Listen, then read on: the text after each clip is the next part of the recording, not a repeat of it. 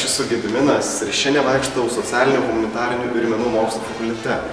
Šiandien laidoje jūs matysite, kaip mes studentų klausinėjame, ką jie žino apie muziką. Na ką, laikas studentų paklausinėti, ką jie žino apie muziką. Labas. Labas. Kas tau yra muzika? Daug. Daug. Įdomus atsakymas. Kodėl jūs man filmuojate?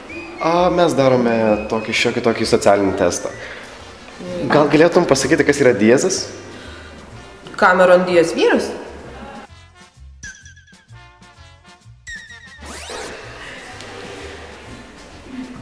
Labas. Ar žinai, kas yra muzika? Nepaėjo. Labas. Labas, kur tu? Aurelija, ar žinai, kas yra Diezas? Diezas?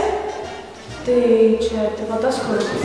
Čia jie rimtai taip atsakinėjo? Ta prasme, jie ne visai teisingai atsakė. Diezas muzikoje vadinamas natų ženklas, nurodantis muzikos garsą paaukštinti pustoniu. Jeigu norite daugiau žinoti apie gerą muziką, galite apsilankyti gruodžio 17 dieną Coffee House, ten vyks renginys Aš turiu muziką.